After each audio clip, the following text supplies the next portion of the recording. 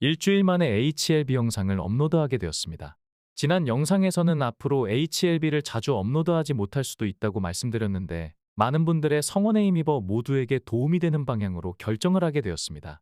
오늘은 오랜만에 업로드하고 공매도 이슈도 있었기 때문에 예전처럼 진행을 하지만 다음 영상부터는 특별한 이슈가 없을 때는 텍스트 위주로 간소하게 진행할 예정이며 편집 시간이 단축되기 때문에 영상 업로드 시간은 조금 빨라지게 될 것입니다. 지난주 방송에서는 주요 저항 라인과 추세가 삼각 수렴을 하게 되면 수렴의 끝에서 웅집된 에너지가 위든 아래든 강하게 분출될 것이라고 말씀드렸는데 안타깝게도 주가는 하방으로 방향을 튼 모습입니다. 주봉으로 보면 출향파가 수개월 전부터 제시한 주봉의 저항 라인이 100원 단위 이하까지 맞아떨어지며 한치의 오차도 없이 너무나 정교한 저항력을 보여주었습니다. 출향파가 설정한 주봉의 저항 라인은 월봉의 저항 라인과 거의 비슷하다고 말씀드렸는데 해당 구간을 공매도 세력들도 인지했을 것이며 이를 적극적으로 활용한 것으로 추정할 수 있겠습니다. 최근 HLB의 하락은 공매도 세력이 주도했다고 보는 것이 타당할 것입니다.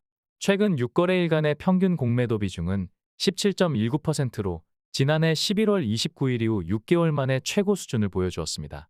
2023년 현재까지 HLB의 평균 공매도 비중은 9.53%이기 때문에 최근의 공매도 비중은 올해 평균치의 2배에 육박하는 수치라고 할 수 있습니다. 출향파의 과거 방송을 보신 분들은 아시겠지만 HLB에서 공매도는 상방 세력과 공생관계일 수도 있다는 추정을 자주 해드렸습니다.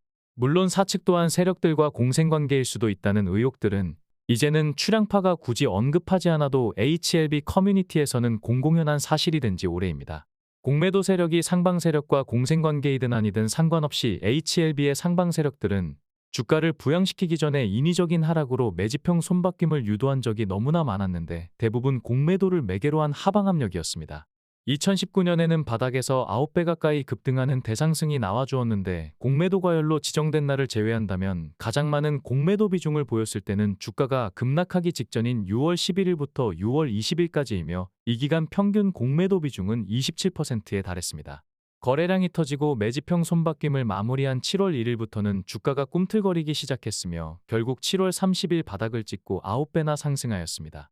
2020년과 2021년 사이에는 공매도가 금지되었기 때문에 검증할 만한 데이터가 마땅치 않지만 2022년에는 6거래일 기준 공매도 비중이 가장 높았던 날이 11월 29일부터 12월 7일까지이며 이 기간 평균 공매도 비중은 31.1%였습니다. 역시나 주가는 가장 낮은 수준을 형성했기 때문에 상방 세력의 매집형 손바뀜을 위한 공매도의 공세로 추정할 수 있을 것입니다. 이외에도 소소한 파동의 저점에서는 예외 없이 공매도가 기승을 부렸는데 결과적으로는 매집형 손바뀜 후에 주가가 상승했다는 공통점이 있습니다. 이처럼 HLB의 상방 세력들은 신용과 미수가 많은 HLB 주주들의 특성을 이용해서 급등 전에 인위적으로 주가를 눌러왔다는 것을 늘 유념하셔야 할 것입니다.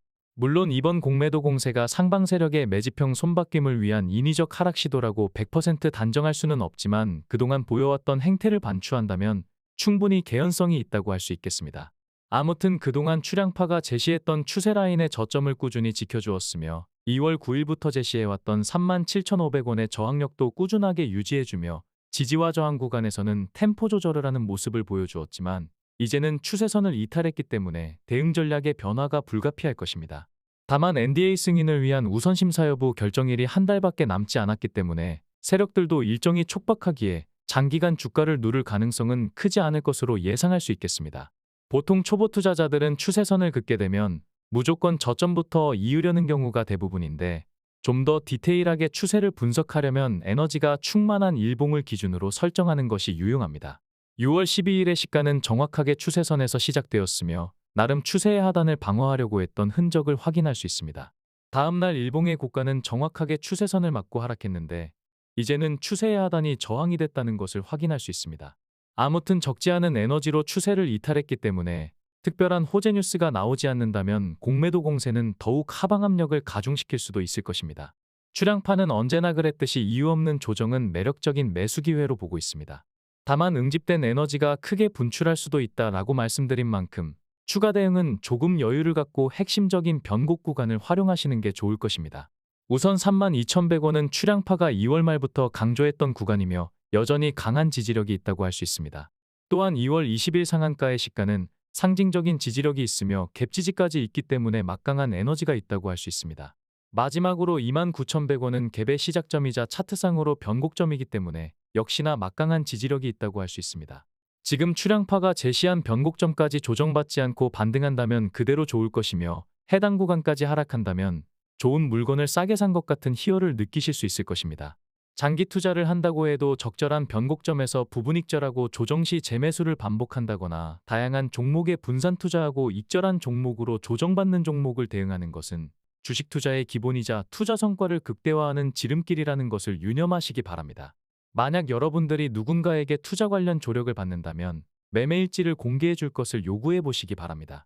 선진시장에서는 당연한 권리이지만 아마도 국내에서는 출량파처럼 매매일지를 공개하는 주식 전문가는 단 한 사람도 없을 것입니다.